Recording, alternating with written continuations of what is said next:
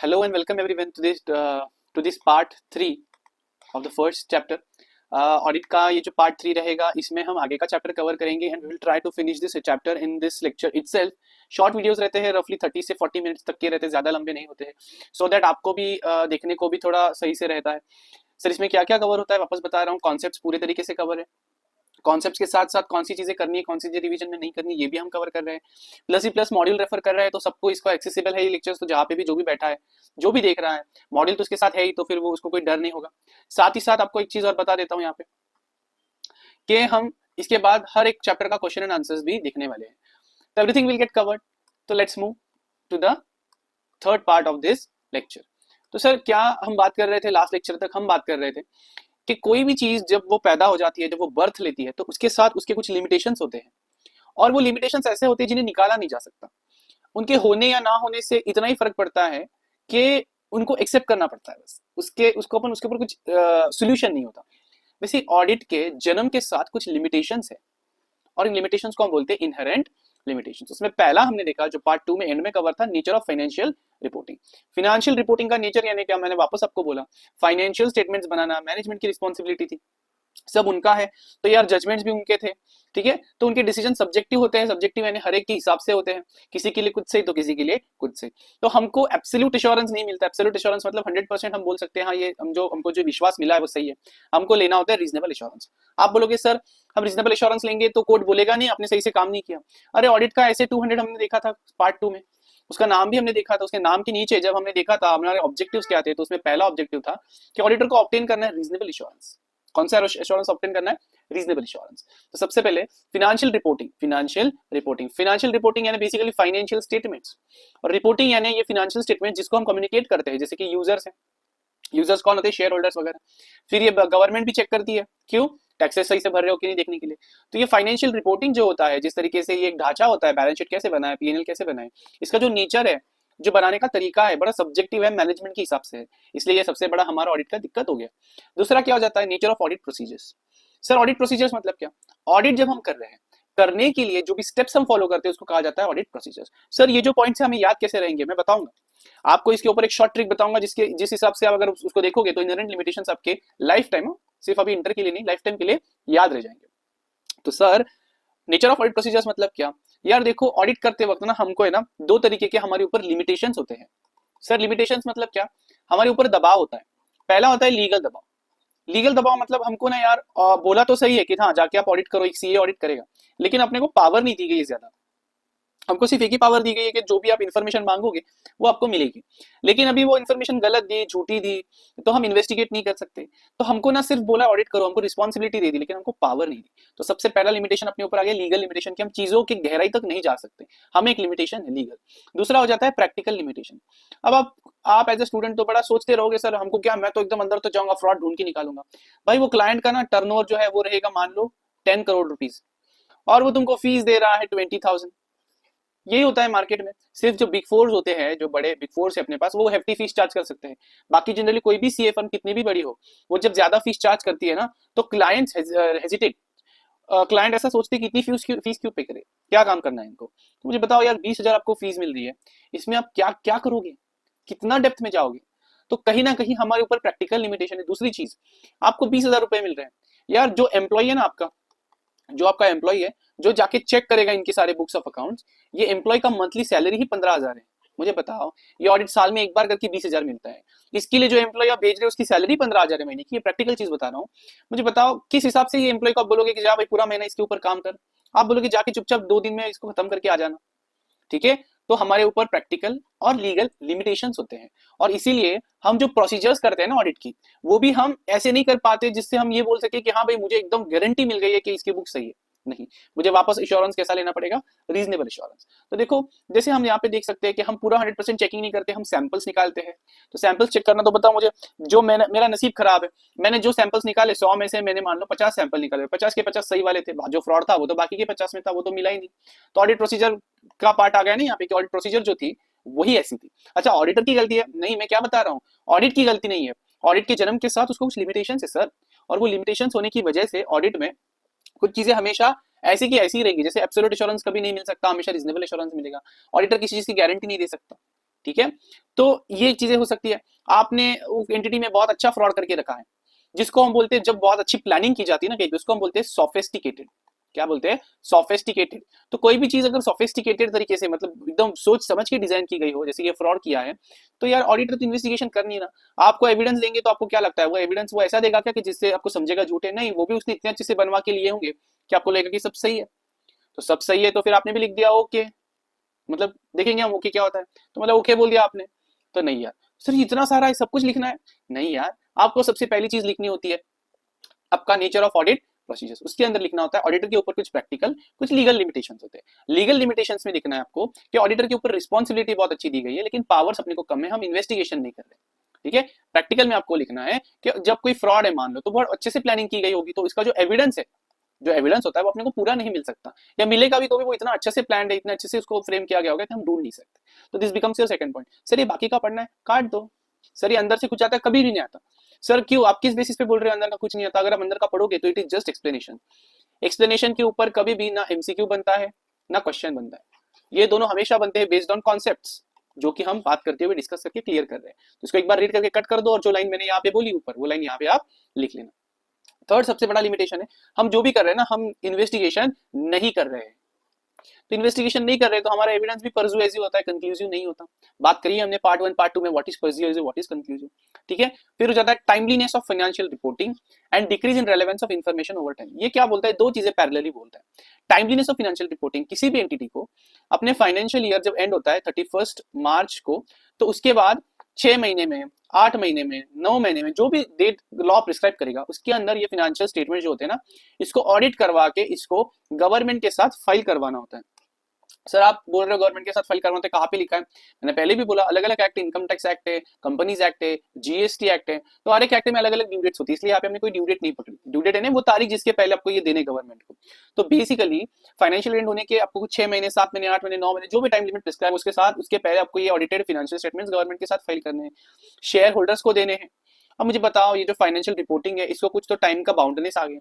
अब यार ये ऑडिटर क्या 1 अप्रैल से नल्ला बैठा है कि कभी भी आके चेक करके चला जाएगा? नहीं यार, इसको भी इसके काम होते हैं। ठीक है, अब मान लो 31 मार्च को जो अपने पास इंफॉर्मेशन थी, जो इंफॉर्मेशन थी आपने हमेशा सुना होगा, तो विद टाइम जैसे जैसे आगे वक्त गुजरेगा, इसका जो रेलेवेंस है, इसका जो इंपॉर्टेंस है, वो कम होता जाएगा। सर ये क्या बोल रहे हो, ये कैसे बोल रहे हो आप? जैसे कि यार अभी मान लो हम देखते टीवी में भी देखते कि जब पुलिस पूछती है किसी से कि तूने मर्डर देखा था क्या, तो बोलते हैं हाँ सर मैंने मर्डर देखा था, मैंने देखा था सर मर्डर होते हुए। उसी को जब आप कोर्ट में लेके जाते हो विटनेस को, तो वो क्या बोलता है? नहीं नहीं मैंने तो नहीं देखा था, पलट जाता है। हम कहते हैं ना विटनेस पलट गया। तो इसके बीच में जो टाइम लैप्स हुआ ना, इस टाइम लैप्स में बहुत सारी क्या हो गए, इवेंट्स हो गए। मान लो उसको डराया गया, धमकाया गया, बहुत चीजें हो सकती है। तो ये जो इन्फॉर्मेशन बहुत इंपॉर्टेंट और रेलेवेंट थी, ये टाइम के साथ इसका इंपॉर्टेंस या रेलेवेंस कम होता गया। Same happens in audit also, same happens in audit also. तो ये क्या बोल रहा है कि सबसे पहले तो हमारे पास टाइम की सबसे बड़ी कमी होती है, क्योंकि financial reporting, financial statements file करने के लिए हर लॉ में टाइम डेट, एक ड्यू डेट दी गई है, तो वहां तक ऑडिट भी खत्म करना है। अब आप ऐसा मत सोचो सर 6 महीने तो बहुत है। भाई वो ऑडिटर जो होता है ना, उसके पास एक काम नहीं है, उसके पास 100, 150, 200 कितना भी ऑडिट हो सकता है। ठीक है, उसके पार्टनर्स को, उसको बहुत ऑडिट है। साथ ही साथ क्या गारंटी 31 मार्च है तो 1 अप्रैल को इनके सारे बुक्स ऑफ अकाउंट्स रेडी हो जाते हैं। इनको इसके बाद टाइम लगेगा, ये बीआरएस बनाएंगे, बैंक रिकंसिलिएशन स्टेटमेंट वगैरह सब बनाने को टाइम लगता है। तो इसीलिए यहाँ पे इसके अंदर सिर्फ इतना लिखना है कि सर फाइनेंशियल रिपोर्टिंग के लिए कुछ ड्यू डेट्स होती है, उसके अंदर चीजें खत्म करनी होती है, तो टाइम अपना लिमिटेशन बन जाता है। साथ ही साथ क्योंकि देखो अच्छा काम करना है तो अपने को डेप्थ में जाना पड़ेगा, डेप्थ में जाना है तो अपने को टाइम लगेगा, उतना टाइम तो अवेलेबल नहीं है। साथ ही साथ जो इन्फॉर्मेशन होती है उसका रेलेवेंस टाइम के साथ कम होता जाता है, तो इसलिए अपने को काम भी थोड़ा जल्दी, थोड़ा फास्ट करना पड़ता है। इसीलिए कहीं ना कहीं मैं कह सकता हूँ कि ये भी हमारा इनहेरेंट लिमिटेशन बन जाता है। दूसरी चीज सर इतना लिखना है नहीं, इसके अंदर एक चीज लिख देनी है आपको सबसे पहली कि सर क्या होता है इन्फॉर्मेशन टाइम के साथ उसका रेलेवेंस कम हो जाता है। दूसरी चीज आप इसमें क्या लिखना चाहते हो, क्या लिख सकते हो, जो हमने ऊपर देखा, क्या देखा? फाइनेंशियल रिपोर्टिंग को फाइल करने का या फिर उसका टाइम जो रहता है, उसका टाइमलीनेस होता है, उसके ड्यू डेट के पहले अपने को कंप्लीट करके देना होता है। तीसरी चीज आपको लिखनी है, हमेशा याद रखना, आईसीएस के ऊपर क्वेश्चन भी पूछ सकता है, लेकिन आपको याद रखना है, मेरे को फीस मिल रही है 10,000 और मुझे जो काम करने को बोल रहा है ना ऑडिट, उसका वर्थ वैल्यू है 50,000, तो क्या मेरे को फीस कम मिल रही है या फिर जो फीस चार्ज करनी चाहिए उससे कम फीस चार्ज कर रखी है, इसका ये रीजन यूज करके मैं ऑडिट कम क्वालिटी का कर सकता हूँ क्या? ऐसे बोलते हैं नहीं। कॉस्ट जो आपको लग रही है, जो आप खर्चा कर रहे हो, जो टाइम आप खर्चा कर रहे हो, एंड जो पैसा आपको ये मिल रहा है 10,000, दैट इज बेनिफिट। तो कॉस्ट एंड बेनिफिट एनालिसिस आपको तो करना ही चाहिए ऑब्वियसली, कि कितना खर्चा हो रहा है, कितना टाइम खर्चा हो रहा है, उसमें से बेनिफिट कितना है। लेकिन कम कॉस्ट है, कम फीस है, this will never be the reason कि आप ऑडिट की क्वालिटी कम कर दो। सर ये क्या बात होगी, ऐसा ही है यार, क्योंकि ऑडिट से ना आपकी फीस जो है मान लो 2 लाख 3 लाख 4 लाख का फर्क आ सकता है, लेकिन इस ऑडिट रिपोर्ट के ऊपर जो लोग डिसीजन लेने वाले हैं ना उनका ना, अगर आपने गलत रिपोर्टिंग कर दी ना तो उनका ना करोड़ रुपीज का लॉस हो सकता है। तो ये ना इसलिए उन्होंने आईसीआई क्या बोलता है कि यार this is never a reason but this is inherent limitation में आता है। तो अगर पेपर में क्वेश्चन आ जाता है कि उन्होंने कम क्वालिटी दे दी क्योंकि उनको फीस कम हुई तो आपको लिखना गलत किया उन्होंने, आईसीआई उनको पनिश करेगा। ठीक है, ऐसा वाला क्वेश्चन आता नहीं, जनरली ये आता है कि क्या ये रीजन हो सकता है तो आपको लिखना है नहीं, this is never the reason, though this is inherent limitation, इसकी वजह से क्वालिटी में फर्क जरूर पड़ता है, this is never the actual reason. Okay, next आ जाता है फ्यूचर इवेंट्स। यार मैं ऑडिट जो कर रहा हूँ ना वो है 1 अप्रैल से लेके 31 मार्च का, मैं 31 मार्च तक की रिपोर्टिंग कर रहा हूँ। अब यार 31 मार्च के लिए मैंने बोल दिया हाँ इनके फाइनेंशियल स्टेटमेंट्स ओके हैं, 31 मार्च के बाद क्या हो गया, एक बड़ा डिजास्टर आ गया, एक बड़ा भूकंप आ गया जिससे इनकी इन्वेंटरी का लॉस हो गया, सब नुकसान हो गया, तो बिजनेस बंद करने पड़ गया उनको। तो मुझे बताओ यार क्या ऑडिटर को गला पकड़ोगे आप, आपने क्या किया? हम बोलेंगे सर हम जो बात कर रहे थे वो थी 1 अप्रैल टू 31 मार्च। जो फ्यूचर इवेंट होते हैं सर, जो कंडीशंस होते हैं जिससे एंटिटी को एडवर्सली मतलब गलत तरीके से इफेक्ट हो जाए, उसके बारे में ऑडिटर को थोड़ी पता रहेगा, ऑडिटर थोड़ी ज्योतिष है, समझ रहे हो? तो इसमें देखो कैसा लिखता है, मार्केट कंडीशंस बदलाव हो गए, emergence of new business model, नए तरीके का बिजनेस आ गया, जैसे अमेजोन के आने से ट्रेडिशनल जो शॉप्स थे उनका बिजनेस कम हो गया, ठीक है, नए प्रोडक्ट आ गए, या फिर कुछ एडवर्स इवेंट आ गए, तो उस केस में फिर क्या होता है, हम उसको प्रेडिक्ट थोड़ी कर सकते हैं, उसके ऊपर हम रिपोर्टिंग नहीं कर सकते, तो this becomes our fifth inherent limitation. Sir इसके अंदर कितना लिखना है, सिर्फ इतना लिखना है कि जो फ्यूचर इवेंट्स होते हैं, जो फ्यूचर कंडीशंस होती है, जैसे मार्केट कंडीशंस हो गए, नए प्रोडक्ट नया बिजनेस हो गया, ऑडिटर ये प्रेडिक्ट थोड़ी कर सकता है, तो वो जो रिपोर्टिंग करता है, जो ओके बोलता है इट इज फ्रॉम 1 अप्रैल 31 मार्च वाला, ठीक है, तो आगे जाके कुछ चीजें बदल सकती है और इस वजह से डिसीजन बदल जाएगा, लेकिन ऑडिटर ने तो अलग बोला था, इसके लिए ऑडिटर का गला कभी नहीं पकड़ सकते। तो इनहेरेंट लिमिटेशंस क्या थे, जब कोई ऑडिटर का गला पकड़ेगा तो ऑडिटर सबसे पहले ये चीजें बोलेगा, ये डिफेंस देगा कि सर ये इनहेरेंट लिमिटेशन इसकी वजह से ये हुआ, अनटिल एंड अनलेस ये प्रूव हो जाता है कि इन चीजों में ये चीज बचती नहीं, बैठती नहीं, जो जो हमारा रीजन इसमें बैठता नहीं, हम मान लेंगे कि हाँ भाई इनहेरेंट लिमिटेशंस की वजह से ऑडिट का जो ओपिनियन है वो मे भी गलत आ गया या फिर इतना अच्छा नहीं है। ठीक है, तो सर ऊपर से रिवाइज करें, ऊपर से एक बार देख लेना है और फिर इधर नीचे जो लिखा है ना इससे आप रिवाइज कर लोगे तो भी आपका काम बन जाएगा। तो सर ऊपर का कट कर दे, बिंदास कट कर दे। अच्छा ये आईसीआई का चार्ट है तो इसके ऊपर आप बिंदास विश्वास कर सकते हो। इनहेरेंट लिमिटेशंस ऑफ ऑडिट क्या बोलता है, ऐसे 200 क्या होता है, ऑब्जेक्टिव्स किसके, इंडिपेंडेंट ऑडिटर के, क्या कर रहा है वो, ऑडिट कर रहा है किसका, फिनेंशियल स्टेटमेंट्स का, और कौन बता रहा है कैसे करना है, स्टैंडर्ड्स ऑन ऑडिटिंग। ऑडिटर को सबसे पहले याद रखना, ऑडिटर को एक एक चीज होती है ऑडिट रिस्क। क्या होता है ऑडिट रिस्क? ऑडिट रिस्क मतलब ये जो फाइनेंशियल स्टेटमेंट्स है ये रॉन्ग है, क्या है, रॉन्ग है, गलत है, लेकिन मैंने मेरे रिपोर्ट में बोल दिया ओके। सर ऐसा क्यों किया? मान लो ये जो रॉन्ग है ना, मतलब मैंने 100 इनवॉइसेस चेक करे लेकिन टोटल 200 इनवॉइसेस है, तो मैंने 50% सैंपल चेक करा, मुझे बताओ 50% चेक करा, चलो मान लो मैंने 180 बिल्स चेक करे, सिर्फ 20 नहीं करे एज अ सैंपल, मैंने इतनी चेकिंग करने के बाद भी मुझे सब ओके मिला, और जो फ्रॉड था ना वो बचे हुए 20 बिलों में था। तो यार फिनेंशियल स्टेटमेंट्स रॉन्ग है, रॉन्ग है क्या, मटीरियली मटीरियली मिसस्टेटेड, रॉन्ग होना है नहीं, मटीरियली मिसस्टेटेड है। मटीरियल मिसस्टेटमेंट किस वजह से होती है सर, फ्रॉड या फिर एरर। तो ये जो फिनेंशियल स्टेटमेंट्स है दे आर MMFE, ठीक है, क्या है, फेम, फ्रॉड या एरर की वजह से मटीरियली मिसस्टेटेड है, लेकिन मैंने बोल दिया ओके।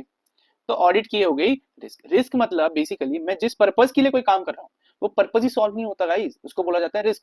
मैं ड्राइव कर रहा हूँ, मेरा पर्पस क्या है, सेफली कहीं पे पहुंच जाऊं, लेकिन मान लो कि कुछ अलग हो जाता है तो this becomes a driving risk.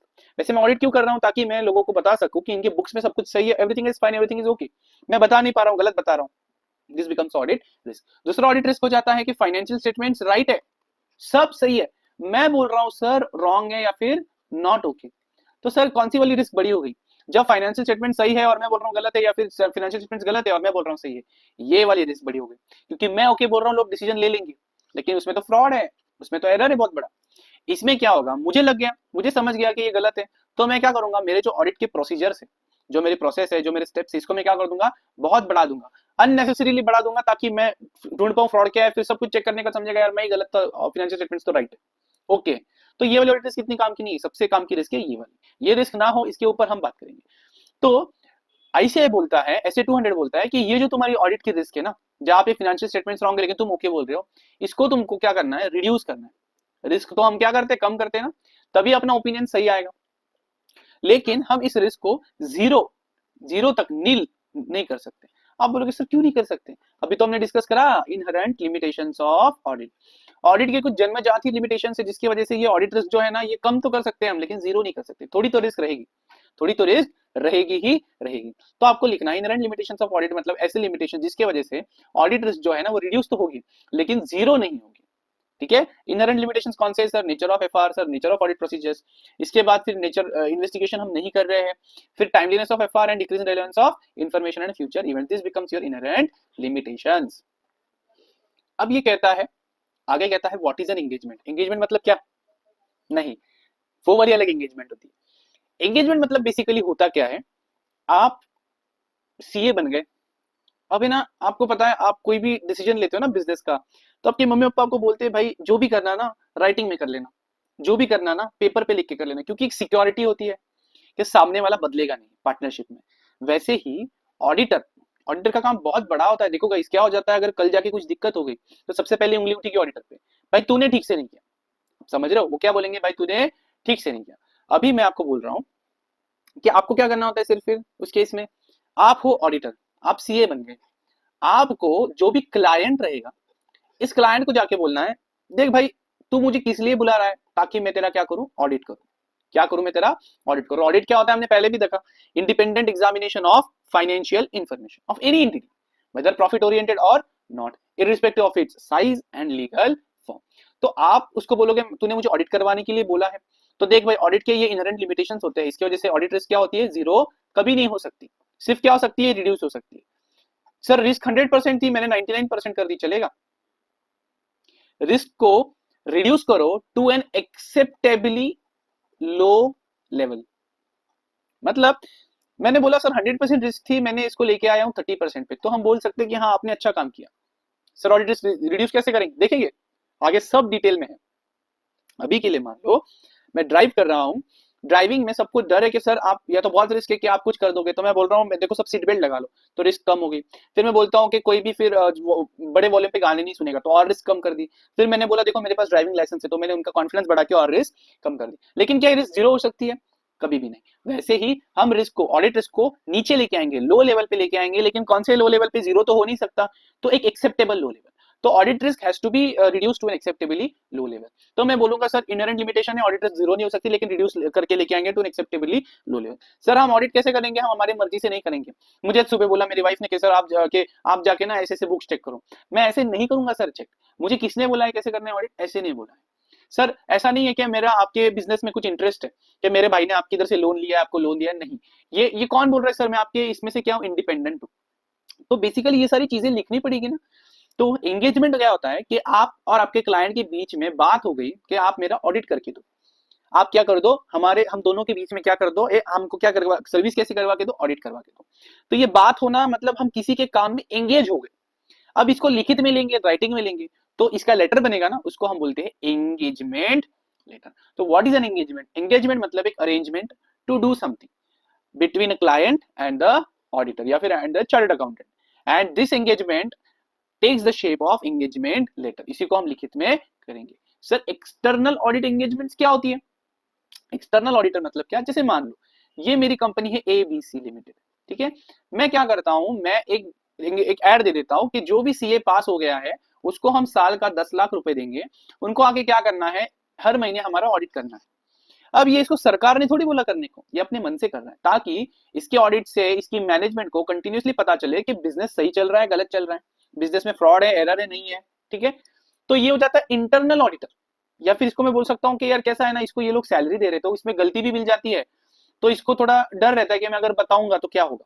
लेकिन वहीं पे अगर मैं किसी एक्सटर्नल बंदे को लेके आऊं जो आपके घर का नहीं है, तो बताओ बाहर वालों को गलती निकालना कितना पसंद है, वो डरते हैं बताने से, वो एकदम मतलब खुल के खुशी खुशी गलतियां निकालते हैं। तो एक्सटर्नल ऑडिटर मतलब कौन सा ऑडिटर, या फिर एक्सटर्नल ऑडिट एंगेजमेंट मतलब क्या, कि एक इंडिपेंडेंट बंदा जिसका कंपनी से कुछ लेना देना नहीं, जो अपनी अपनी प्रैक्टिस कर रहा है, उसको हम बोलेंगे कि आके कंपनी का ऑडिट करवा के जा, उसको हम बोलते हैं एक्सटर्नल ऑडिट एंगेजमेंट्स। तो सबसे ज्यादा कॉन्फिडेंस कौन देगा, ये इंटरनल ऑडिट वाला या एक्सटर्नल ऑडिट वाला? ऑब्वियसली एक्सटर्नल ऑडिट वाला देगा सबसे ज्यादा कॉन्फिडेंस।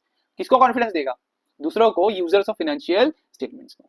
तो सर क्या ये सब इंपॉर्टेंट है आपके लिए, एमसीक्यू के लिए इंपॉर्टेंट है इतना एक्सटर्नल एंगेजमेंट क्या होता है, एंगेजमेंट क्या होता है? सर क्वेश्चन कभी नहीं आता, बेसिकली इस चैप्टर से ही बहुत कम क्वेश्चन आते हैं। हाँ कि ज्यादा से ज्यादा इनहेरेंट लिमिटेशन पे अच्छे खासे एमसीक्यू आ जाते हैं, बाकी इसमें ज्यादा कुछ आता नहीं। सर सच बोल रहे हो, जिस दिन लास्ट चैप्टर तक पहुंचोगे, कहीं से भी पढ़ो, जिस दिन लास्ट चैप्टर पे पढ़ोगे, आके वापस ये सब चीजें मेरी जो रहेगी सच लगने लगेगी। पिछले 5 से 6 अटेम्प्ट के क्वेश्चन पेपर देख लेना, समझ जाएगा। सर ऑडिट के बेनिफिट्स क्या है? सबसे पहले एडवांटेजेस, डिसएडवांटेजेस, फीचर्स, कैरेक्टरिस्टिक्स, ये सब क्वेश्चंस ये इंटर में सीए फाइनल में कभी नहीं आते। ये आपका था 11th 12th का, ये आपका था सीए फाउंडेशन का। इसके बाद ये चीजें कभी नहीं पूछी जाती। सर क्यों? इजी है, इजी चीजें कभी नहीं आती पेपर में। आप ऐसे ही बोल रहे हो सर नहीं जाके पेपर चेक कर लो, जाके सब कुछ चेक कर लो, कभी नहीं आता। फिर भी सर फिर आप पढ़ाओगे नहीं, मैं पढ़वा देता हूँ, लेकिन इसको फिर एक बार पढ़ के कट कर देना। ऑडिटेड अकाउंट जो होते हैं ना उसको देख के ना बहुत अच्छा इन्फॉर्मेशन मिलता है, हमको पता रहता है जो लिखा है सही है, ठीक है। That is they provide the high quality information. कौन से? Audited accounts. साथ ही साथ यार शेयर होल्डर्स का ना कंपनीज में होता है पैसा, लेकिन आपने देखा होगा शेयर होल्डर्स थोड़ी रोज आके धंधा चलाते हैं। आके बोलेंगे मुकेश भाई हमको बिजनेस चलवाने दो। यार मुकेश भाई बोलेंगे कौन है भाई तू? तब बोलोगे सर मैं तो हूँ जिसने 50 लाख का शेयर लेके रखा है, उसको तो पता भी नहीं रहेगा तुम कौन हो। तो शेयर होल्डर्स बिजनेस नहीं चलाते, लेकिन पैसा तो लगा के रखा है, तो बिजनेस सही चल रहा है, गलत चल रहा है, कैसे चल रहा है, ये सब कौन बताएगा उनको? तो फाइनेंशियल इन्फॉर्मेशन का जब ऑडिट हो जाएगा तो उनको पता चलेगा कि हाँ भाई उनका जो इंटरेस्ट है बिजनेस में वो सेफगार्डेड है, सही है। तो ऑडिट से उसका सेफगार्ड हो जाता है। जो एम्प्लॉइज है जो चोरी चकारी करना सोचते हैं उनको पता है कोई तो आके चेक करने वाला है, तो हो सकता है उनके फ्रॉड पकड़े जाए, डिस्कवर हो जाए, इसलिए वो लोग चोरी चकारी नहीं करेंगे। ऐसा कुछ होता नहीं, सारी दुनिया चोरी चकारी करती है, लेकिन फिर अभी लिखा है यहाँ पे तो पढ़ लेंगे। गवर्नमेंट को books of accounts, audited books of accounts देख के ये समझता है कि टैक्स लायबिलिटी यानी इनकम टैक्स जीएसटी सही से भरा है कि नहीं भरा है।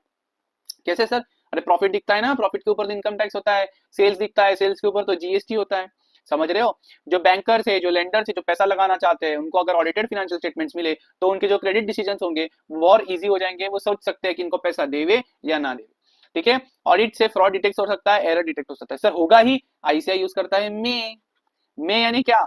हो भी सकता है, नहीं हो सकता, मतलब फ्रॉड होगा, लेकिन हम डिटेक्ट करें नहीं करें हमको नहीं पता। क्यों? इनहेरेंट लिमिटेशन से भाई इन्वेस्टिगेशन थोड़ी है। साथ ही साथ ऑडिट से जो डेफिशिएंसीज होती है बिजनेस की वो भी बाहर आ जाती है। सर कैसे डेफिशिएंसीज समझती है? मान लो आप बहुत सारे मैन्युफैक्चरिंग बिजनेस का ऑडिट करके आपको पता है कि 10 मान लो 100 किलो का इनपुट गया तो सिर्फ 1 किलो का लॉस होता है, लेकिन ये लोगों का ना 100 किलो अंदर जाने के बाद भी साला 8 से 10 किलो का लॉस हो जाता है। तो आप क्या करोगे? आप बोलोगे मैनेजमेंट को सर हमने ना अभी तक जो देखा है ना उसमें नॉर्मल लॉस सिर्फ 1 किलो है, आपके केस में हमेशा 8 से 10 किलो होता है, मतलब कुछ तो प्रॉब्लम है। तो जो डेफिशिएंसीज है वो आपके हम बता सकते हैं। या फिर मान लो आप, ठीक है इसके बारे में बाद में बात करेंगे, कंट्रोल्स के बारे में अच्छा एक पूरा चैप्टर, लेकिन फिलहाल के लिए समझ लो हम डेफिशिएंसीज पॉइंट आउट कर सकते हैं। फिर क्वेश्चन आता है सर ऑडिट मैंडेटरी मतलब कंपलसरी है या वॉलेंटरी है? पहले तो मैं आपको बता दूं हम जो ऑडिट पढ़ते हैं ना ये सिर्फ क्या है बताए, जनरल है। जनरल यानी क्या? यहाँ पे हमको बताया गया कि ऑडिट करे कैसे, लेकिन यहाँ पे ये बताया गया किसका करना है नहीं। जब तक कोई एक्ट गवर्नमेंट का कोई कायदा बताता नहीं ऑडिट करना है कि नहीं करना है, तो ये सब तो ज्ञान हो गया अपने लिए। तो ये ज्ञान अप्लाई कब होता है? जब किसी एक्ट में बोला कि भाई सीए तू जाके इसका ऑडिट कर। तो ये एक्ट होते हैं, जैसे कंपनीज एक्ट हो गया, जैसे इनकम टैक्स एक्ट हो गया, जैसे जीएसटी एक्ट हो गया। तो इनके अंदर अगर बोला है कि सीए जाके ऑडिट करेगा तो ऑडिट कैसे करेगा ये अपने को ऑडिट बताएगा। लेकिन अगर किसी एक्ट में एक्ट ही नहीं, कोई पावर ही नहीं है तो अपने पास तो ये ऑडिट का तो सिर्फ क्या हो गया, अपने पास ज्ञान हो गया, ये कुछ काम का तो रहा नहीं फिर।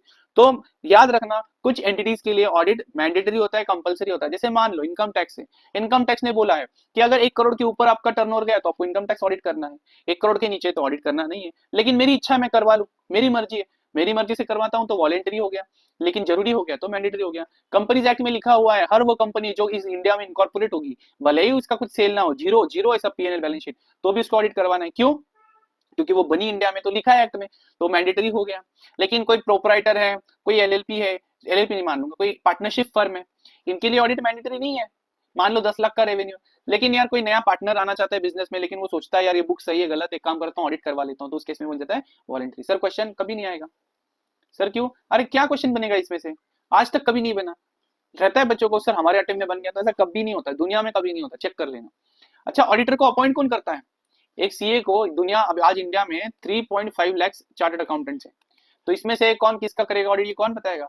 तो जनरली अगर मैं कंपनीज की बात करूं तो जो शेयर होल्डर्स होते हैं ये जब मिलते जुलते हैं, बातें करते हैं, एक दूसरे को गाली गलौज करते हैं, वो होता है general meeting, annual general meeting. जो साल में एक बार होती है गाली गलौज वाली मीटिंग, वो होती है एनुअल, साल में एक बार। और जनरल मीटिंग कौन मिलता है गाली गलौज करने? Share holders. तो ये लोग इस एजीएम में बताते हैं हमारा ऑडिटर कौन होगा। दैट इज ऑडिटर को कौन अपॉइंट करेगा कंपनी के केस में? Share holders in AGM. Government की बात है, गवर्नमेंट का काम मतलब बहुत अलग रहता है अभी। तो इसके केस में जो सेंट्रल अथॉरिटी है, कॉन्स्टिट्यूशनल अथॉरिटी, कॉन्स्टिट्यूशन मतलब जो हमारा जो कॉन्स्टिट्यूशन है, हमारा जो ये है क्या बोलते हैं उसको, संविधान, उसमें लिखा गया है एक controller and auditor general of India करके एक बॉडी है। जैसे सुप्रीम कोर्ट का एक रहता है ना, सुप्रीम कोर्ट जज रहते हैं जो इसमें हम कहते हैं चीफ जस्टिस ऑफ इंडिया हम बोलते हैं, ठीक है। वैसे ही ऑडिट का एक जो सबसे इंपॉर्टेंट कॉन्स्टिट्यूशनल पोस्ट है ना, वो होता है controller and auditor general of India. अब ये सवाल मत पूछते बैठना सर इसमें कौन जॉब करता है, इसमें सीए के लिए कुछ होता है क्या वगैरह, वो सब अलग रहता है, वो आप बाद में देख लेना, दुनिया भर का ज्ञान इसके ऊपर मिल जाएगा। इतना याद रखना, सरकारी कंपनी के लिए सरकार अपॉइंट करेगी ऑडिटर को, और जो सरकार मतलब क्या नरेंद्र मोदी खुद आके अपॉइंट करते बैठेंगे क्या? नहीं यार। निर्मला सीतारामन जी अपॉइंट करेगी? नहीं यार। कौन करेगा? सीएजी। सीएजी यानी controller and auditor general of India. ये एक इंडिपेंडेंट कॉन्स्टिट्यूशनल अथॉरिटी है जो करेगी। सर सीएजी के बारे में बहुत इंटरेस्ट आ गया, ज्यादा बताओ। एक चैप्टर आपको आएगा audit of different types of entities में, उसमें जब गवर्नमेंट कंपनीज की बात करेंगे ना, उसमें हम थोड़ा सा इसमें डिटेल में जाएंगे कि सीएजी होता क्या है, और थोड़ा सा 5 मिनट के लिए बात भी कर लेंगे कि उसको वो बनते कैसे हैं। सर एग्जाम के लिए रिलेवेंट? बिल्कुल भी नहीं सर, आप तो सब काट रहे हो। तो आप अगर किसी अपने अगर नोट्स देखे रहेंगे, मार्केट में नोट्स देखे रहेंगे, तो वो रिफाइंड होते हैं। रिफाइंड यानी वो पेजेस कम कर देते हैं। सर ये कैसे कम कर देते हैं? ये लोग क्या करते हैं ना, ये ऐसी चीजों को निकाल देते हैं। सर फिर हम क्यों नहीं निकाल रहे, हम क्यों सब पढ़ रहे हैं? देखो, एक ना आप फर्स्ट टाइम ऑडिट पढ़ रहे हो लाइफ में, तो जब फर्स्ट टाइम हम कोई चीज करते हैं और कोई बोलता है ना ये पेज काट दे, ये पेज ओमिट कर दे, ये पेज मत देख, तो थोड़ा एक डर रहता है ये सही बोल रहा है नहीं बोल रहा है। इसलिए हम हर पेज को गो थ्रू करके फिर हम बता रहे हैं कि इसको काट दो, इसको एक ही बार रीड करो, इसको मत ही रीड करो, ठीक है। फिर सबसे पहले ऑडिटर जो रिपोर्ट बनाएगा, जिसके ऊपर लिखेगा एक पेज के ऊपर ओके है सब कुछ, वो किसको सबमिट करेगा सर? तो बेसिक है ना, नॉर्मल कंपनी के केस में क्या हुआ था, नॉर्मल कंपनी के केस में शेयर होल्डर्स ने अपॉइंट करा था कि नहीं ईजीएम में ऑडिटर को, तो इनके केस में ये ओके रिपोर्ट भी जाएगा शेयर होल्डर्स को, ठीक है। गवर्नमेंट कंपनी के केस में सीएजी ने अपॉइंट करा था इसको, तो इस गवर्नमेंट कंपनी के केस में रिपोर्ट जाएगा सीएजी को। तो सर ये बार बार लिखना पड़ेगा? नहीं, लिख सकते हैं कि the report is submitted to the authority जिन्होंने ऑडिटर को अपॉइंट किया। इजी हो गया कि नहीं? Submitted to the person making the appointment, ठीक है। यहां तक। फिर ये केस स्टडी एक बार पढ़ लेना, इतना कुछ भी नहीं है इसमें, आसान केस स्टडी है। सर इसके ऊपर क्वेश्चन देखो नीचे दिया है ना, अगर मैं क्वेश्चन पढ़ू भी नहीं, ये क्वेश्चन नहीं भी पढ़ू, केस स्टडी भी नहीं पढ़ू, तो भी ऑडिट सिर्फ इतना पढ़ूंगा, what kind of assurance does audit provide? Audit कैसा एश्योरेंस देता है? एब्सोल्यूट एश्योरेंस, पूरा विश्वास, या रीजनेबल एश्योरेंस? Reasonable assurance. ये रीजनेबल एश्योरेंस बहुत लो होता है सर, हमने देखा नहीं, ये हाई लेवल रहता है। तो देखो, रीजनेबल एश्योरेंस मिलता है, मॉडरेट नहीं भाई। रीजनेबल एश्योरेंस देता है लो लेवल? बिल्कुल नहीं। रीजनेबल एश्योरेंस हाई लेवल होता है, रीजनेबल एश्योरेंस एब्सोल्यूट एश्योरेंस नहीं। तो आंसर आ गया सी, चेक कर लेना, चेक कर लेना, इतना ही तो होता है। और क्या होता है मुझे बताओ? क्या ऑडिटर फोर्स कर सकता है एम्प्लॉय के, कंपनी किसी कंपनी के एम्प्लॉय को कि हाँ मुझे इन्फॉर्मेशन दे, यार हम इन्वेस्टिगेशन थोड़ी कर रहे हैं, हम फोर्स नहीं कर सकते। देखो, तो हम फोर्स नहीं कर सकते, हम फोर्स नहीं कर सकते, तो हम क्या लिख सकते हैं यहाँ पे कि ही कैन ओनली रिक्वेस्ट, हम सिर्फ रिक्वेस्ट कर सकते हैं, हम उसको फोर्स नहीं कर सकते। तो ये आंसर बन गया, ठीक है। राइट अपने पास होता है इन्फॉर्मेशन लेने का, इसलिए नो राइट वाला आंसर नहीं आएगा हमारे पास। तो पावर तो रिस्पॉन्सिबिलिटी मतलब वही तो देगी कि जाके पूछो, लेकिन नहीं बताएगा तो फोर्स नहीं कर सकते। तो आप इस हिसाब से भी सॉल्व कर सकते हो। अब यहाँ से आगे की जो सारी चीजें रहेंगी ना, जो पूरा चैप्टर है, ये सिर्फ एमसीक्यू के लिए रेलेवेंट रहेगा। इसमें से भी हम पूरा पढ़ेंगे, लेकिन इसमें से भी रफली सिर्फ 20% कंटेंट ही रेलेवेंट है। मैं बार बार बोल रहा हूँ, audit is not about studying everything. Audit जो होता है ना, इट इज ऑल अबाउट कितना क्रिस्प मैनर में आप ज्यादा से ज्यादा रिवाइज कर सकते हो, ज्यादा नंबर ऑफ टाइम्स रिवाइज कर सकते हो। तो हम उसी के हिसाब से यहाँ पे चलेंगे। अभी एक चीज मैं आपको बता देता हूँ, कभी भी याद रखो, आप देखते रहोगे कि आपने सुना होगा कि बैंक बोलती है कि जाओ सीए से जाके एक सर्टिफिकेट लेके आओ। बहुत बार टर्नओवर सर्टिफिकेट होता है। टर्नओवर सर्टिफिकेट मतलब क्या?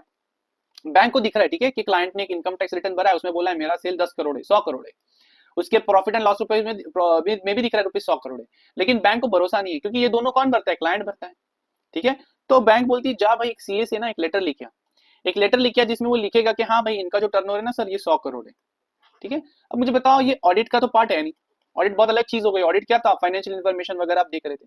ये टर्नओवर सर्टिफिकेट आपने दिया, टर्नओवर सर्टिफिकेट था मान लो फाइनेंशियल ईयर 23-24, ये एक हो गया। और एक चीज हो सकती है, एक चीज समझिए आपको, यहाँ पे देखो 3 पार्टीज इन्वॉल्व होती, देखेंगे हम। सेकेंड चीज, ये ऑडिट नहीं होगी, सेकेंड चीज, मान लो किसी क्लाइंट को, आपके किसी क्लाइंट को एक नया ऑयल का प्रोजेक्ट लेके आना है, नया ऑयल का प्रोजेक्ट लेके आना है, ओके। तो इसके लिए उसको चाहिए 10 करोड़ रुपीज लोन, ओके। अब यार ये प्रोजेक्ट अभी है नहीं एग्जिस्टिंग, ये इसको क्या करना है? लाना है, यानी फ्यूचर में लाना है। अब बैंक लोन किस बेसिस पे दे? तो बैंक बोलती है जा भाई एक सीए के पास जा और उसको उसके पास नेक्स्ट 5 इयर्स का, कितना? नेक्स्ट 5 इयर्स का tentative tentative profit and loss account and balance sheet लेके आओ। टेंटेटिव मतलब क्या? क्या उसके हिसाब से ऐसा हो सकता है।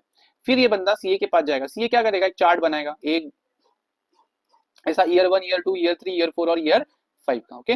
फिर यहाँ पे पूछेगा सर आपका आज आपको क्या लगता है सर सेल्स कितना होना चाहिए? तो क्लाइंट बोलेगा 10, हमारा सेल फर्स्ट ईयर का होगा 1 करोड़, सेकेंड ईयर का होगा 2 करोड़, थर्ड ईयर का होगा 3 करोड़, तो ग्रोथ बता रहा है। फिर सीए क्या करेगा ना, वो पूछेगा आपको क्यों लगता है ऐसा सेल है, तो क्लाइंट बोलेगा सर हमने मार्केट सर्वे किया, ये देखो एक प्रोफेशनल का रिपोर्ट है हमारे पास, इस रिपोर्ट के हिसाब से अभी जो एग्जिस्टिंग कंपनीज है, मान लो डाबर कंपनी है, तो इसका अभी का सेल है 100 करोड़, तो सर हमें 1 करोड़ मार्केट शेयर लेने में इतना टाइम नहीं लगेगा।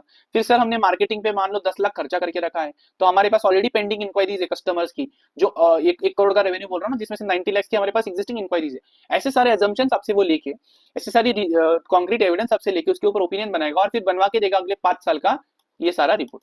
इसको हम बोलते हैं प्रोजेक्टेड फाइनेंशियल स्टेटमेंट्स। अच्छा यहाँ पे मुझे बताओ, ये हिस्टोरिकल डेटा है क्या? हिस्टोरिकल मतलब पुराना डेटा है क्या? नहीं, ये तो फ्यूचर का डेटा है यार, ये हिस्टोरिकल था, पुराना था, क्योंकि इसको आपको क्या बताना था, हाँ भाई हमको दिख रहा है ना, इसके आईटीआर में इसमें दिख रहा है, तो हाँ मैं बोलता हूँ इसका रेवेन्यू 100 करोड़ है। लेकिन यहाँ पे हम फ्यूचर को एक तरीके से on the basis of certain practical elements हम इसको प्रेडिक्ट या फिर प्रोजेक्ट कर रहे हैं, प्रेडिक्ट नहीं प्रोजेक्ट कर रहे हैं। ये क्या मनी मन कर दिया, हाँ बता भाई हाथ दिखा, अच्छा तेरा इतना रेवेन्यू रहेगा, नहीं भाई, this is a projection, this is not a prediction, it is a projection. तो दोनों तरीके, दोनों चीजों में आप देखोगे क्या क्या कौन कौन था, एक बैंक थी, एक क्लाइंट था जिसको ये सब चीजें चाहिए थी, और एक सीए था। तो सीए यानी प्रैक्टिशनर, कौन होता है? प्रैक्टिशनर, जो ओपिनियन देगा, जो सर्टिफिकेट देगा, ठीक है। एक होता है क्लाइंट, ये क्लाइंट होता है जो अपने को इनपुट्स देगा कि सर ये देखो मेरा पीएनएल, सर ये देखो मेरा बैलेंस शीट, सर ये देखो मेरा नोट्स टू अकाउंट्स, सर ये मेरे एजम्पशन, सर ये मेरा मार्केट रिपोर्ट। तो ये कौन होती है पता है? रिस्पॉन्सिबल पार्टी, मतलब ये वो लोग हैं, ये वो लोग हैं जिनको ये सब चीजें बनाने की रिस्पॉन्सिबिलिटी दी गई। एंड ये होता है बैंक, ये बैंक क्या करेगा, इस रिस्पॉन्सिबल पार्टी के डॉक्यूमेंट्स प्लस ये सीए का दिया हुआ ओपिनियन, ये दो चीजें मिला के बैंक इसको क्या करेगा, यूज करेगा, दैट इज लोन देना है कि नहीं डिसाइड करेगा। तो इनको हम बोलते हैं इंटेंडेड यूजर्स। यहां तक अगर क्लियर है तो एक चीज आपको बता दूं, यहाँ पे हम जो अभी पढ़ने वाले हैं कि एश्योरेंस एंगेजमेंट। एश्योरेंस एंगेजमेंट मतलब ऑडिटर, ऑडिटर नहीं बोलेंगे यहाँ पे, प्रैक्टिशनर मतलब जो सीए है, ये क्या करेगा, एक कंक्लूजन देगा, जिससे क्या होगा, कॉन्फिडेंस बढ़ेगा इंटेंडेड यूजर्स यानी बैंक का, ठीक है। और किसके बारे में बढ़ेगा? रिस्पॉन्सिबल पार्टी के बारे में। सर पेपर में आता है सिर्फ एमसीक्यू, सिर्फ एमसीक्यू, नो थ्योरी क्वेश्चन, ठीक है। तो देखो एलिमेंट्स यानी इसमें कौन से भाग होते हैं, तो देखो एक 3 पार्टी रिलेशनशिप होता है, सीए होता है यानी प्रैक्टिशनर, रिस्पॉन्सिबल पार्टी यानी क्लाइंट, इंटेंडेड यूजर्स यानी बैंक, ठीक है। Appropriate subject matter, appropriate subject matter मतलब क्या होता है, जैसे बैंक ने बोला जाओ टर्नओवर सर्टिफिकेट लेके आओ, तो टर्नओवर बन गया आपका सब्जेक्ट मैटर, और ये बनाने की रिस्पॉन्सिबिलिटी किस पे होती है? क्लाइंट पे, यानी ऑडिट के लैंग्वेज में या फिर अपने सब्जेक्ट के लैंग्वेज में बात करूं तो कौन हो जाता है? Responsible party. Suitable criteria, suitable criteria मतलब हम क्या करेंगे, जब भी हम कोई चीज, जैसे हम प्रोजेक्शन ले रहे हैं, ठीक है, प्रोजेक्शन दे रहे हैं अगले नेक्स्ट 5 इयर्स का, तो हमको कुछ चीजें को कुछ चीजों का गाइडेंस लगेगा गाइस। मान लो कोई लॉ है, कोई रूल्स है, कोई रेगुलेशन है, कोई गाइडेंस है, स्टैंडर्ड्स है, ये स्टैंडर्ड्स में लिखा है कि आप जब प्रोजेक्ट करोगे तो 5 साल के बियॉन्ड कर नहीं सकते, तो मैं प्रोजेक्ट कर रहा हूँ तो मैं स्टैंडर्ड्स को यूज कर रहा हूँ ना, गाइडेंस नोट को यूज कर रहा हूँ कि कितने रेट से हमको डिस्काउंट करना है, जो भी चीजें रहेंगी। तो बेसिकली सूटेबल क्राइटेरिया के ऊपर हम इस सब्जेक्ट मैटर को इवेल्युएट करेंगे, क्या करेंगे, इवेल्युएट करेंगे। हमको किसी भी चीज के ऊपर ओपिनियन देने के लिए एविडेंस लगता है। एविडेंस के 2 तरीके होते हैं, हमेशा याद रखना, एविडेंस के 2 तरीके होते हैं। एविडेंस कैसा होता है? सबसे पहला होता है एविडेंस का क्वालिटी बहुत अच्छा होना चाहिए। क्वालिटी यानी क्या? जैसे एग्जांपल के लिए मान लो मेरे को जब एंटिटी कोई चीज देगी, कोई डॉक्यूमेंट देगी, और मुझे कोई थर्ड पार्टी मतलब जो एंटिटी से कोई भी रिलेटेड नहीं, वो सेम डॉक्यूमेंट देगा, तो मुझे ज्यादा विश्वास किस पे रहेगा? जो थर्ड पार्टी ने दिया, क्योंकि एंटिटी तो इसमें बदलाव कर सकती है लेकिन थर्ड पार्टी नहीं करेगी। वैसे ही मुझे इनवॉइस दिया एंटिटी ने, एक था ओरिजिनल इनवॉइस, एक था फोटोकॉपी, जिसको इंडिया में प्रॉब्ली जेरोक्स कहा जाता है, तो मुझे ज्यादा विश्वास रहेगा ओरिजिनल पे मेरे पास। तो जब क्वालिटी बेसिकली, तो जब किसी एविडेंस का क्वालिटी बहुत ज्यादा होता है ना, तो उसको हम बोलते हैं एप्रोप्रिएट। क्या बोलते हैं दोस्तों?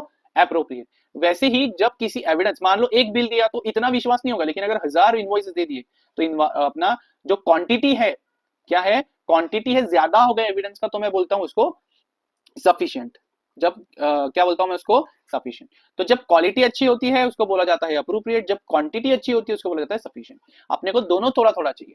तो एविडेंस हमेशा कैसा होता है? सही होता है, सफिशिएंट, अप्रोप्रिएट, ऑडिट, एविडेंस। यहाँ पे ऑडिट नहीं कर रहे हैं, हम एश्योरेंस कर रहे हैं, तो सफिशिएंट एंड अप्रोप्रिएट एविडेंस हम इकट्ठा करेंगे, और इसके बाद हम क्या करेंगे, एक रिटर्न एश्योरेंस रिपोर्ट देंगे, मतलब एक बेसिकली पेपर पे लिख के देंगे, हाँ भाई इसका टर्नओवर इतना है, ये है, तो ये अप्रोप्रिएट फॉर्मेट में इसका रिटर्न एश्योरेंस रिपोर्ट देंगे। सर इंपॉर्टेंट है, 100% लिख के लो, नॉट इंपॉर्टेंट, सिर्फ और सिर्फ एमसीक्यू के लिए रेलेवेंट है। एमसीक्यू में भी सिर्फ पांचों के पांचों आएंगे नहीं यार, 3 पार्टी रिलेशनशिप के बारे में कोई क्वेश्चन आ सकता है, मान लो सफिशिएंट अप्रोप्रिएशन के बारे में कोई क्वेश्चन आ सकता है, ठीक है, समझा। फिर आगे बढ़ेंगे, अब यहाँ पे एक चीज देके रखी है, ऑडिट वर्सेस रिव्यू। क्या होता है ऑडिट वर्सेस रिव्यू? हमेशा याद रखना, ऑडिट जो होता है ना, इससे अपने को मिलता है रीजनेबल एश्योरेंस, और ये रीजनेबल एश्योरेंस की लेवल क्या होती है? High level of assurance. Review यानी क्या होता है यार, हम देखते हैं, देखो मैंने कोई काम करा, किसी ने सिर्फ उसको ऊपर ऊपर से चेक करके बोल दिया हाँ ओके है, तो यार कहीं ना कहीं जो मैंने करा डिटेल में करा वो ऑडिट था, किसी ने सिर्फ देखा उसको बोलते हैं रिव्यू। सर थोड़ा डिटेल में बताओ। जब हमने पहले देखा हमारे पहले एग्जांपल में कि ऑडिटर एक सर्टिफिकेट दे रहा था टर्नओवर का कि हाँ इनका टर्नओवर इतना है, तो क्या उसने उसके पूरे पीएनएल को छानबीन करी?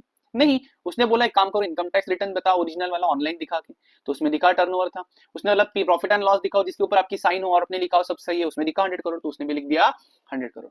तो इसमें ना एक अश्योरेंस मिलता है अपने को, लेकिन ये लिमिटेड अश्योरेंस होता है। लिमिटेड यानी क्या? सिर्फ एक ही चीज या दो ही चीजें चेक करी सर हमने, बैलेंस शीट की या फिर फाइनेंशियल स्टेटमेंट की, ज्यादा नहीं। और ये लिमिटेड एश्योरेंस जो होता है ना, यहाँ पे होता है रीजनेबल एश्योरेंस, अच्छा खासा, ये होता है लिमिटेड एश्योरेंस, मतलब बहुत ही कम, सिर्फ किसी एक चीज के रिलेटेड। प्लस प्लस ये लिमिटेड एश्योरेंस भी इतना हाई लेवल एश्योरेंस नहीं होता। कैसा होता है? लो होगा तो काम का ही नहीं है, तो हो जाता है मॉडरेट लेवल ऑफ एश्योरेंस। तो ये होता है हाई लेवल एश्योरेंस ऑडिट में, रिव्यू में हो जाता है मॉडरेट लेवल। तो ऑडिट मतलब क्या? एक रीजनेबल एश्योरेंस एंगेजमेंट। रिव्यू मतलब क्या? एक लिमिटेड एश्योरेंस एंगेजमेंट। सर हमको लिखना है सर्टिफिकेट वगैरह नहीं, बस आप इतना लिख दो। अब ये रिव्यू जो होता है ना, याद रखना, ऑडिट हो गया या रिव्यू हो गया, दोनों ही हिस्टोरिकल फाइनेंशियल इंफॉर्मेशन को चेक करते हैं। हिस्टोरिकल मतलब जो हो गया, जो पहले था, ठीक है सर, मतलब नहीं समझा हमको? अरे बेटा, ऑडिट किसका करते हो? जो फाइनेंशियल ईयर आपका गुजर गया है, ठीक है, अभी अगले साल का ऑडिट करना है, मतलब अगला साल खत्म होने के बाद ही कर सकते हो ऑडिट। वैसे ही रिव्यू मतलब क्या? सर्टिफिकेट वगैरह आप देते हो, तो सर्टिफिकेट क्या आप अगले साल के दे सकते हो? अभी दे सकते हो, लेकिन वो अलग हो जाता है। रिव्यू जब करना होता है तो बेसिकली ये हमेशा हम पिछले जो गुजर गए, उन फाइनेंशियल ईयर्स गुजर गए जो टाइम, उसकी इन्फॉर्मेशन को चेक करके उसके ऊपर जब कमेंट देते हैं तो उसको हम रिव्यू बोलते हैं। और जब हम पूरा का पूरा ही चेक करते हैं तो उसको हम ऑडिट बोलते हैं। तो आपको एमसीक्यू आ सकता है, ऑडिट से कैसा एश्योरेंस मिलता है? रीजनेबल। ऑडिट किस तरीके का रीजनेबल एश्योरेंस मिलता है? High level. रिव्यू किस तरीके का एश्योरेंस मिलता है? लिमिटेड। वो कैसा होता है? Moderate level. ये दोनों के दोनों कौन सी इन्फॉर्मेशन की बात करते हैं, कौन सी इन्फॉर्मेशन को चेक करते हैं? तो हम यहाँ पे बोल सकते हैं they both check historical financial information, मतलब जो गुजर गया उसके बारे में बात करते हैं। तो देखो यही यहाँ पे बताया गया, और कुछ भी इसमें नहीं है। तो सर पूरा पढ़ना है, ऊपर का सब कट कर दो और सिर्फ इतना पढ़ लो तो भी आपका काम हो जाएगा।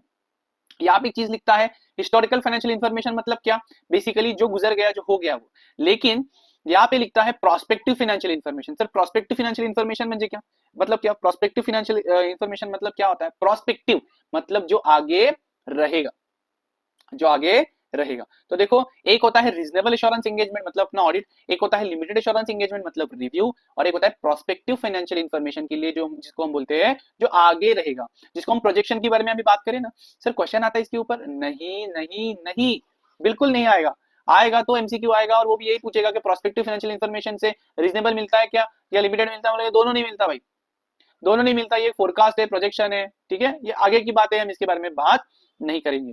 तो सर इसके ऊपर तो इसके बारे में क्या पढ़ना है सर? इसके ऊपर प्रोबेबल क्वेश्चंस कहाँ से आ सकते हैं? तो सिर्फ यहाँ से आ सकते हैं। अगर आप फाइनेंशियल स्टेटमेंट्स को चेक कर रहे हो, ऑडिट कर रहे हो, तो रीजनेबल एश्योरेंस। आप उनका सिर्फ रिव्यू कर रहे हो, टर्नओवर सर्टिफिकेट दे रहे हो, लिमिटेड एश्योरेंस। सर आप आगे का इन्फॉर्मेशन, प्रोस्पेक्टिव इन्फॉर्मेशन के बारे में बात कर रहे हो, तो यार यहाँ पे हम भी नहीं बता सकते। तो मैं बोलता हूँ कि जो अजम्पशन है ना आपका, उसकी जो रीजनेबिलिटी है, उसका जो अच्छा कितना क्वालिटी, उसी के ऊपर उसका एश्योरेंस डिपेंड करेगा। सर कंट्रोल्स, इसके बारे में ना एक पूरा चैप्टर है आपको, ठीक है, तो यहाँ पे इसको अब देखोगे भी नहीं तो भी चलेगा, पूरा एक चैप्टर है, डिटेल में चैप्टर है, बच्चे छोड़ के जाते हैं, अपन नहीं छोड़ते कभी। यहाँ पे एक चार्ट भी उन्होंने अच्छे से बनाया, ये भी आप चेक एक बार देख सकते हो, सेम चार्ट है, वही चीज है। सर क्वालिटीज ऑफ ऑडिटर कैसे होना चाहिए? जो आप में है वो नहीं होना चाहिए बोल रहा है, जल्दी गुस्सा नहीं होना चाहिए, थोड़ा शांत होना चाहिए, थोड़ा चंट होना चाहिए। सर क्वालिटीज ऑफ ऑडिटर यहाँ से पढ़े, बिल्कुल मत पढ़ना। क्यों सर? इसके ऊपर ये जो एथिक्स करके ऐड किया है, ऑडिटिंग एंड एथिक्स, तो एथिक्स होता है क्वालिटीज ऑफ ऑडिटर, तो हम वहां पे देख लेंगे सब डिटेल में, यहाँ पे बिल्कुल भी देखना नहीं है। सर आप सब कुछ कट करवा रहे हो, मैं वापस बोल रहा हूँ, जाके पिछले 10 या 20 अटेम्प्ट के पेपर देख लो, इस पे कभी क्वेश्चन नहीं आया, कभी नहीं आया, कभी नहीं आया, कभी नहीं आया। यहाँ पे सिर्फ इतना बताएगा स्टैंडर्ड्स ऑन ऑडिटिंग जो होते हैं वो audit of historical financial information पे लगते हैं, स्टैंडर्ड्स ऑन रिव्यू। अच्छा सर ये जो है ना, ये अपने को ना इंटर में ना फाइनल में किसी के भी पोर्शन में ही नहीं है, तो इसके ऊपर कभी क्वेश्चन ही नहीं बन सकता। आप चेक कर लो, आपको सिर्फ एसेज होते हैं, फाइनल में भी सिर्फ एसेज होते हैं, तो ना एसआरई ना एसई ना एसआरएस कुछ भी नहीं होता। लेकिन आपको पता होना चाहिए, इसलिए बता रहा हूँ। रिव्यू जब आप करोगे तो आपको किसकी हेल्प लेनी है? Standards on review engagement. जब आप एश्योरेंस एंगेजमेंट कोई करोगे तो उसके ऊपर आपको किसकी हेल्प लेनी है? तो स्टैंडर्ड्स ऑन एश्योरेंस एंगेजमेंट। और कोई रिलेटेड सर्विसेज में आप काम करोगे तो उसके ऊपर आपको लेना है एसआरएस। सर इसका मीनिंग, सर इसका डेफिनेशन, सर हमको बहुत कीड़े, हमको ये बहुत पढ़ना है, जाके गूगल पे एक बार चेक कर लेना, कीड़े होंगे तो। और अगर होशियार हो, मेरी मानो, तो मैं बोल रहा हूँ आपको, ये अपने पोर्शन में नहीं है, अपने सिलेबस में नहीं है, यहाँ पे सिर्फ एक लाइन में ये चीज देखे रखी है, इसका कोई यूज नहीं, तो इसलिए इसको यहाँ से नहीं करना है। सर स्टैंडर्ड्स ऑन ऑडिटिंग के बारे में देखे रखा है, पूरा ऐसे अपना पूरा ऑडिट ही ऐसे है, तो इसलिए यहाँ से इसको पढ़ने का कोई जरूरत नहीं है। अभी हमने ऐसे 200 देखा, इसको और डिटेल में देखना है अपने को, आगे और डिटेल में देखना है, लेकिन ऐसे 200 से ऊपर से सिर्फ 2 क्वेश्चन आते हैं। ऑडिट का डेफिनेशन बताओ जो आपको आता है, हमने देखा। दूसरी चीज क्या पूछता है, इनहेरेंट लिमिटेशन क्या होते हैं ऑडिट के, ऐसा नहीं पूछता क्या होते, वो बोलता है यार फ्रॉड हो गया तो लोग बोल रहे हैं ऑडिटर तूने देखा नहीं, तो हम बोलते हैं सर हमारे इनहेरेंट लिमिटेशन होते हैं। इसके अलावा ऐसे 200 के ऊपर कोई भी क्वेश्चन कभी भी नहीं बनता। अभी आगे आगे हम देखेंगे ऑडिट डॉक्यूमेंटेशन वगैरह सारे ऐसे, इतने से नहीं तो बहुत है, ये तो ट्रेलर भी नहीं है सर, ऐसा ही पोर्शन में नहीं है, आपने बिंदास बिंदास कट कर दो, बिंदास कट कर दो। पिछले 50 अटेम्प्ट के क्वेश्चन देख लेना, कभी नहीं आता इसके ऊपर, क्योंकि पोर्शन में नहीं, ये भी अपने पोर्शन में नहीं है, ये भी अपने पोर्शन में नहीं है, सिर्फ दे के रखा है उन्होंने एज अ ये क्या बोलते हैं उसको अपन, सिर्फ एक पता होना चाहिए। Sir standards and quality control, अब ये क्या होता है, ये अपना नेक्स्ट चैप्टर में डिटेल में कवर हो जाता है, जहां पे हम ऐसे 220 को कवर करेंगे, डिटेल में कवर हो जाता है, तो उसमें ये पूरा ऐसे अपना कवर, ये पूरा क्वालिटी कंट्रोल वाली चीज हो जाएगी, 100% हो जाएगी, टेंशन मत लेना। तो ये ओवरव्यू भी नहीं पढ़ना है, बिल्कुल भी नहीं, बिंदास काट के आगे चलो। फिर यहाँ पे आपका केस स्टडी आके फिर यहाँ से आपके क्वेश्चंस शुरू हो जाएंगे, आपका ये फर्स्ट चैप्टर यहाँ पे खत्म हो जाता है। सर क्वेश्चंस, मैं आपको एक चीज बताना चाहूंगा, यहाँ पे मैं डिस्क्रिप्शन में कुछ क्वेश्चंस लिख के दूंगा, अभी वो क्वेश्चंस आपको लिखने हैं, आपको राइट डाउन करने हैं। सर कैसे राइट डाउन करने हैं, सबसे पहले आपको क्या करना है, चैप्टर पूरी तरीके से डिटेल में पढ़ना है। चैप्टर पढ़ने के बाद ये जो क्वेश्चन है, ये क्वेश्चन जो रहता है इसका आप एक ओवरव्यू ले लो कि क्वेश्चन का आंसर कहाँ पे रहेगा, वहां पे जाके उस आंसर को या फिर उस पैरा को पढ़ के मन ही मन वापस क्वेश्चन आके वापस क्वेश्चन पढ़ो और मन ही मन आंसर फ्रेम करो, और उसको देखने के बाद ओके, और फिर बिना देखे आंसर लिख के मुझे भेजो। सर कहाँ पे भेजना है, डिस्क्रिप्शन में जो व्हाट्सएप नंबर होता है उसके ऊपर आप मुझे फोटो करके उसका फोटो निकाल के भेज दो। अगर मल्टीपल क्वेश्चन है मैंने डाले हुए तो उसका पीडीएफ करके मुझे भेजो, मैं इसको इवैल्यूएट करके आपको पर्सनलाइज्ड कमेंट्स दूंगा। Okay, thank you and welcome, मिलते हैं अगले चैप्टर में, अगले सेशन में।